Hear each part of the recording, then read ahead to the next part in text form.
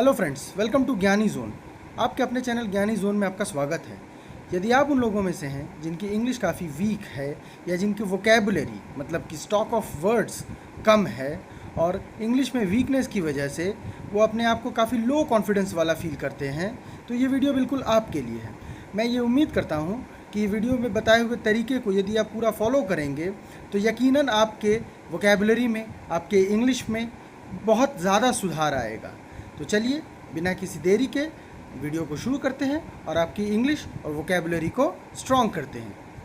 चलिए आपकी इंग्लिश सीखने की जर्नी को आगे बढ़ाते हैं और देखते हैं कि इस वीडियो के टारगेट ऑडियंस कौन कौन है। कहने का मतलब है कि ये वीडियो किन किन लोगों के लिए बनाई गई है।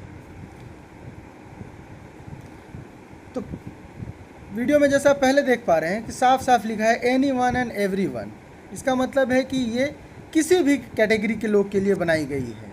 यदि आप स्कूल स्टूडेंट हैं या आप कॉलेज स्टूडेंट हैं या आप जॉब एस्पिरेंट हैं। जॉब एस्पिरेंट के लिए तो ये वीडियो खास करके इम्पॉर्टेंट होगी क्योंकि उन्हें कॉम्पिटिटिव एग्ज़ाम्स में बैठना हो।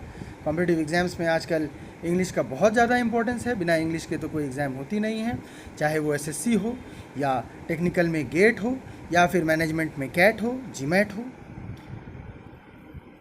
आप यदि वर्किंग प्रोफेशनल हैं तो भी ये वीडियो आपके लिए काफ़ी काम की है क्योंकि वर्किंग स्फेयर में भी, ऑफिस में आपका इंग्लिश का नॉलेज जो है वो काफ़ी मायने रखती है आपके कॉन्फिडेंस लेवल के लिए, आपके जॉब में प्रमोशन के लिए, आपके काम करने के तरीके के लिए।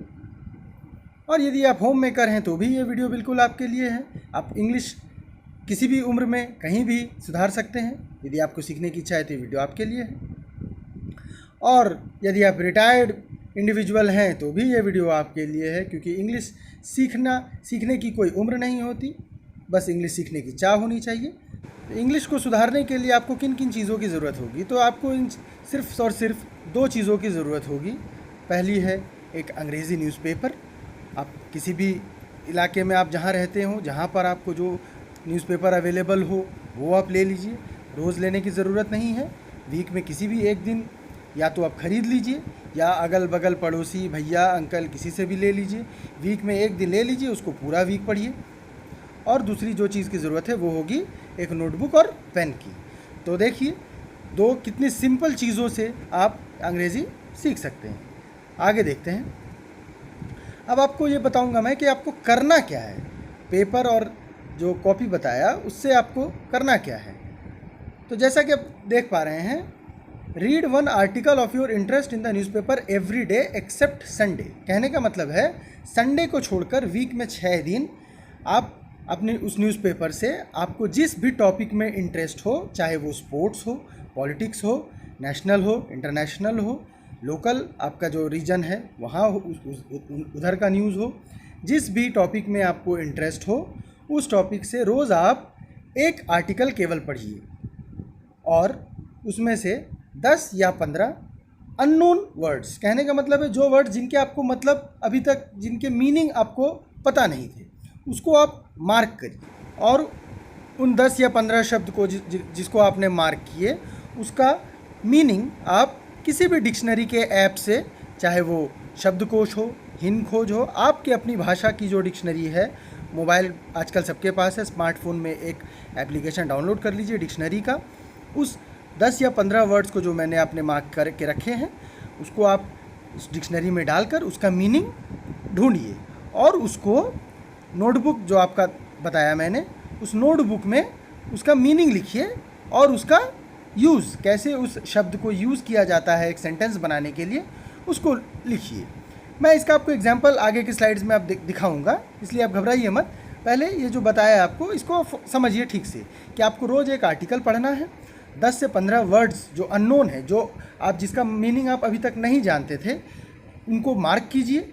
उनका मीनिंग डिक्शनरी के ऐप जो मोबाइल फ़ोन में रहते हैं उसको डालिए, उसका मीनिंग आप निकालिए और उसका यूजेज शब्दकोश या हिंद खोज में आप देखेंगे तो उसका यूज़ भी दिया हुआ है कि इस शब्द को कैसे यूज़ करते हैं।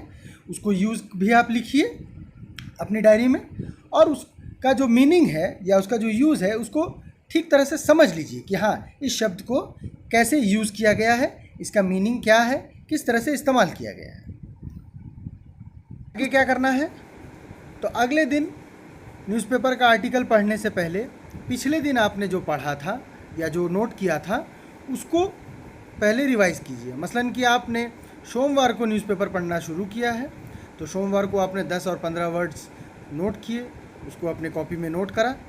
मंगलवार को आप आर्टिकल पढ़ने से पहले सोमवार को जो 10 से 15 वर्ड्स जो आपने नोट किए थे पहले उसको रिवाइज़ कीजिए, फिर मंगलवार को वही प्रोसेस रिपीट कीजिए। कहने का मतलब है मंगलवार को फिर से न्यूज़पेपर पढ़िए और 10 से 15 वर्ड्स को फिर से नोट कीजिए। बुधवार को उसी प्रकार न्यूज़पेपर पढ़ने से पहले मंगलवार को जो आपने नोट किया था 10 से 15 वर्ड्स उसको पहले रिवाइज़ कीजिए और आर्टिकल फिर से पढ़िए।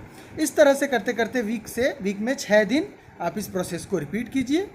संडे को न्यूज़पेपर नहीं पढ़ना है आपको। संडे को ये इस वीक का जो 60 या 90 वर्ड्स जो भी आपने जमा किए उसको पूरा रिवाइज़ कीजिए और इन वर्ड्स को लेकर एक छोटा सा पैराग्राफ लिखने की कोशिश कीजिए। शर्माने की कोई बात नहीं है, घबराने की भी कोई बात नहीं है। जब तक लिखेंगे नहीं सीखेंगे नहीं। इस प्रोसेस को हर वीक कीजिए।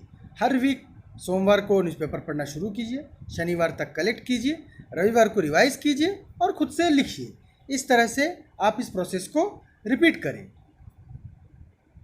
अभी तक आपको जो मैंने बताया शायद आपको ये कॉम्प्लिकेटेड लगता होगा, बट एक एग्जांपल देखिए जो कि मेरी पर्सनल डायरी से मैंने आपको दिखाया है। देखिए यहाँ देखिए मैंने 2 वर्ड्स कलेक्ट किए हैं, एक है एफ्लिक्ट, दूसरा है डेस्टिट्यूशन।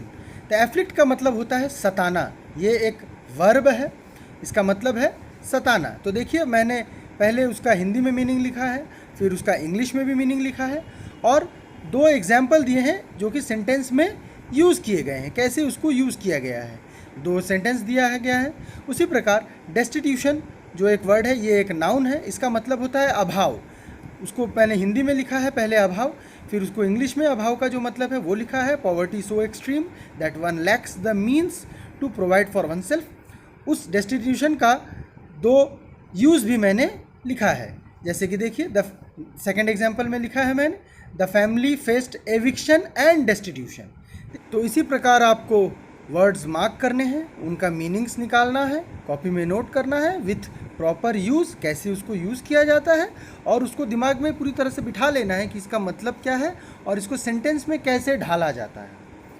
आगे देखते हैं कि आप कितना सीख पाएंगे इस तरह से। तो देखिए ये प्रोसेस से आप डेली कम से कम 10 या 15 नए वर्ड सीख रहे हैं।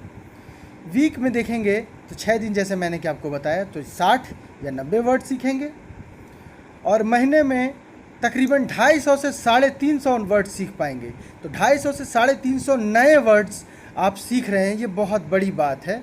इस प्रोसेस को आप कंटिन्यू करते रहेंगे तो आपका एक दिन वर्ड का स्टॉक जो है इतना ज़्यादा हो जाएगा कि आप खुद कॉन्फिडेंस से बूम करेंगे। जाते जाते कुछ बोलना चाहूँगा आपसे इंग्लिश सीखने के बारे में। जैसे कि English it's not a one day affair, learning English is not a one day affair. एक दिन में आप इंग्लिश सीख नहीं सकते, ये एक कंटिन्यूस प्रोसेस है, एक कंटिन्यूस जर्नी है। लगातार धीरे धीरे आप थोड़ी थोड़ी करके सीखेंगे। ऐसा कुछ नहीं है कि आप एक दिन में कोई दवा ले आए और इंग्लिश सीख गए। इसलिए आप इस प्रोसेस में स्टेडी कंटिन्यू बने रहें और इस लर्निंग की जो प्रक्रिया है इसको एंजॉय करें। बिल्कुल आपको मज़ा आएगा, अपने आप में इम्प्रूवमेंट आप नोटिस करेंगे और इस जैसे जैसे आप अपने आप में इम्प्रूवमेंट नोटिस करेंगे आपको सीखने की और इच्छा प्रबल होती जाएगी। तो इस प्रोसेस को एंजॉय कीजिए और हमारे चैनल को सब्सक्राइब कीजिए। ये वीडियो यदि आपको थोड़ा भी पसंद आया हो तो जिनको इन वीडियो की ज़रूरत है वहाँ तक पहुँचाइए, इसको शेयर कीजिए, इस वीडियो को 1000 लाइक तक पहुँचाइए। आपका लाइक हमें जो है मोटिवेट करता है नए नए वीडियोस बनाने के लिए, आपके काम के वीडियोस बनाने के लिए। तो हमारे चैनल को सब्सक्राइब कीजिए, अपने फ्रेंड्स तक पहुँचाइए, ज़रूरतमंद तक पहुँचाइए। धन्यवाद।